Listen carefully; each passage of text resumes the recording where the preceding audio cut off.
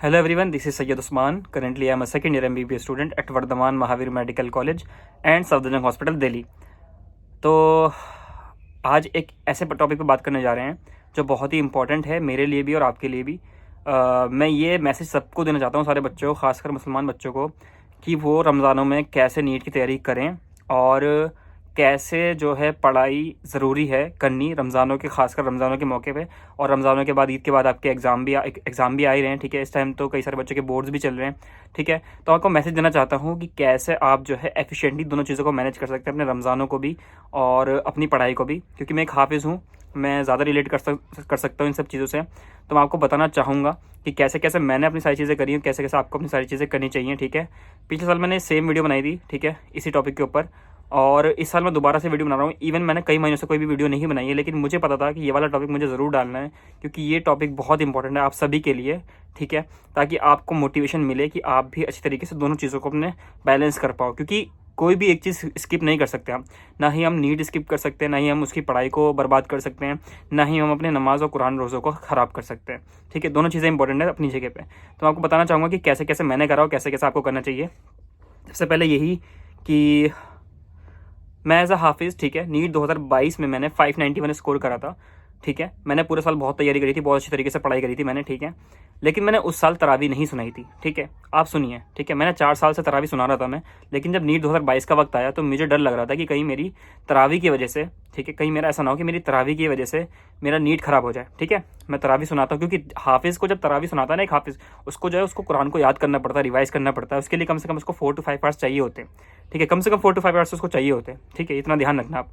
तो मुझे कहीं ना कहीं शक ये था कि मेरा टाइम इसमें जाएगा डेली का 4 to 5 आवर्स, और मैं तरावी सुनाऊंगा तो मेरा वक्त निकल जाएगा और मेरा सिलेक्शन नहीं होगा। और मैंने तरावी नहीं सुनाई, और कमाल की बात यह है कि मेरा उसका सिलेक्शन नहीं हुआ। मैंने तरावी नहीं सुनाई और मेरा सिलेक्शन नहीं हुआ, ठीक है। 591 मैंने स्कोर करा। हो सकता है मुझे कहीं पर मिल जाता, but 591 is not a good score, ठीक है, is not a enough score, ठीक है। उस साल भी जो कट ऑफ गई थी वो 595 गई थी ऑल इंडिया की, ठीक है। फिर मैंने अगले साल दोबारा से तैयारी करी, ठीक है। मैंने दोबारा से तैयारी करी। उस साल मैंने कुरान सुनाया, तरावी में कुरान सुनाया मैंने, ठीक है। उस साल मैंने तरावी पढ़ी तो थी 2022 में, नीट 2022 में तरावी पढ़ी थी, लेकिन सुनाया नहीं था। इस साल मैंने सुनाया भी, ठीक है। आप डिफरेंस समझ रहे हो।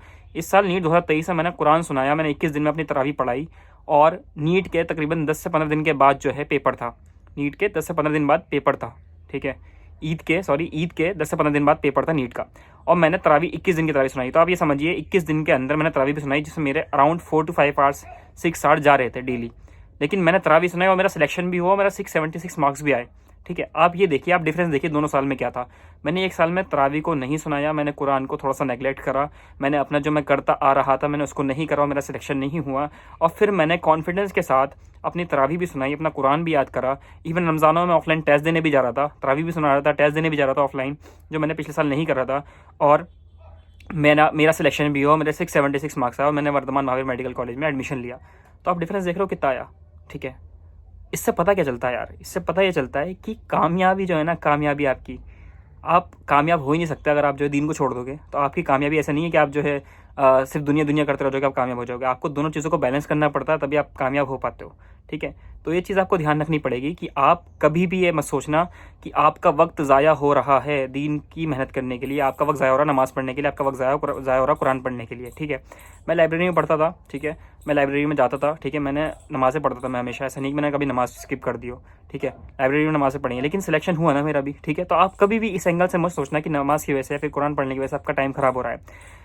परेशानी ये है कि आप बाकी का जो टाइम आपके पास बच रहा है वो आप उसको सही से मैनेज नहीं कर पाते। भाई नमाज़ पढ़ने में कितनी देर लगती है, 10 मिनट लगते हैं, 5 मिनट लगते हैं, 4 फर्ज पढ़ने में 5 मिनट लगते हैं, लेकिन आपने उसको बहुत मुश्किल बना दिया अपने हेड में, अपने माइंड में आपने उसको बहुत मुश्किल बना दिया है। तो ये आपकी सोच है, ठीक है, आपकी सोच है, आपको सोच सुधारनी पड़ेगी आपको। मैं आपको बताता हूँ कि मैंने कैसे तरीके से तैयारी करी थी, आपको बताता हूँ मैं, ठीक है, कि ऐसा ऐसा क्या कर रहा था मैंने, ठीक है। जब मैं तरावी सुना रहा था, मैं अपना एग्जांपल दे रहा हूँ, एज अ हाफिज़ मैंने क्या क्या करा था। एक हाफिज़ को याद करने के लिए कुरान कम से कम 4 to 5 आवर्स चाहिए होते हैं एटलीस्ट, ठीक है। तो मैं जो, ठीक है, 45 आवर्स चाहिए होते थे। मैं 12 o'clock सोता था रात में, ठीक है, 12 बजे सो जाता था रात में, और मैं सहरी के टाइम उठता था, सहरी करके फिर सो जाता था। फिर मैं 8 से 9 बजे के करीब उठता था, ठीक है, 8 से 9 बजे उठता था, और फिर कुरान याद करता था, और जोहर तक कुरान याद करता था मैं। समझ में आ रही है आपको। 8-9 बजे उठा, जोहर तक कुरान याद करा, मेरा सारा का टाइम वो चला गया, ठीक है। फिर जोहर से मगरिब तक मैं नीट के लिए तैयारी करता था, जो भी पढ़ना होता था, रिवाइज करना होता था, सब करता था जोहर से मगरिब तक, ठीक है। कितने घंटे हो गए, अराउंड 5 आवर्स मान लो, 5 आवर्स 5 to 6 आवर्स मान लो, जोहर से मगरिब तक, ठीक है, 5 आवर्स हो गए। फिर मगरिब से कुरान दोबारा से रिवाइज़ करना पड़ता था, क्योंकि ईशा में तरावी है।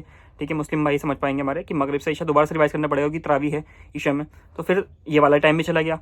फिर ईशा में तरावी सुनाई, तरावी के बाद 2-3 घंटे फिर मैं पढ़ने बैठता था, 2 to 3 आवर्स फिर पढ़ने बैठता था 12 बजे तक।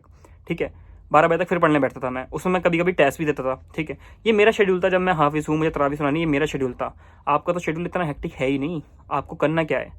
आपको कुछ नहीं करना, आपका पूरा दिन आपके पास खाली पड़ा रहता है। इवन रमज़ान में हमारे पास डिस्ट्रैक्शंस कम होती हैं, ना हमें कोई मूवी देखनी, ना हमारी कोई सीरीज़ देखनी, ना हमें इंस्टाग्राम स्क्रॉल करना। ठीक है, ना हमें किसी से बातें नहीं करनी। हमारा का सारा टाइम हमारे पास है। इवन मैं मानता हूँ कि रमज़ानों में आपको ज़्यादा टाइम मिलता है पढ़ने के लिए as compare to normal days. We have more time in Ramzan to study as compare to normal days. ये आप मान के चलो। ठीक है, आप अपना टाइम वेस्ट कर रहे हो अगर आपके पास ज़्यादा टाइम नहीं मिल रहा है। आप देखो अपना टाइम वेस्ट कहाँ कर रहे हो, या तो आप ज़्यादा सो रहे हो, या ज़्यादा आप आराम कर रहे हो, या फिर आप जब बाहर घूम रहे हो रातों को, तो वो चीज़ आपको ख़त्म करनी पड़ेगी, क्योंकि आपका 1 महीने बाद, ईद के 1 महीने बाद एग्ज़ाम है। मैंने जब नीट 2023 दिया था, उस दिन 10 दिन के बाद एग्ज़ाम था, 10 से 15 दिन के बाद एग्ज़ाम था नीट का, मुझे याद है, ईद के। और मैंने 21 दिन की तरावी सुनाई थी। तो तरावी खत्म होने के बाद मेरे पास सिर्फ अराउंड 20 डेज़ बचे थे। आप सोचो, मैंने फिर भी रिस्क लिया और मैंने पढ़ाई, और मैंने अपना सारा का सारा टाइम मैनेज भी करा। तो आप ये मत सोचिए कि आप अगर कुरान पढ़ लेंगे, नमाज़ पढ़ लेंगे तो आपका टाइम वेस्ट हो जाएगा, तरावी पढ़ लेंगे तो आपका टाइम वेस्ट हो जाएगा। आपके पास इसके अलावा बहुत टाइम बच रहा है, लेकिन मानो बहुत टाइम है आपके पास। ठीक है, मैं आपको बता भी देता हूँ। ठीक है, आपके लिए क्या ठीक रहेगा। ठीक है, 10 to 12 आवर्स निकालो, ईजिली निकल जाएंगे। कैसे बताता हूँ।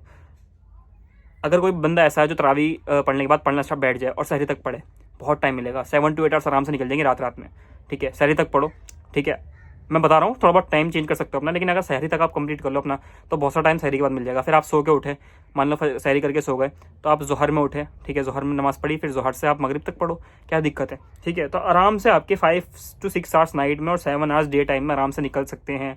12-13 आवर्स आप आराम से पढ़ सकते हो। इवन इतना पढ़ना हो सकता है आपका जो नॉर्मल डेज में पॉसिबल ना हो, लेकिन आप रमज़ानों में ज़्यादा पढ़ सकते हो, क्योंकि रमज़ानों में माहौल होता है, रात में आप जाग सकते हो आसानी से। ठीक है, तो मैं तो सजेस्ट करूँगा कि आप दोनों चीज़ों को बैलेंस करो।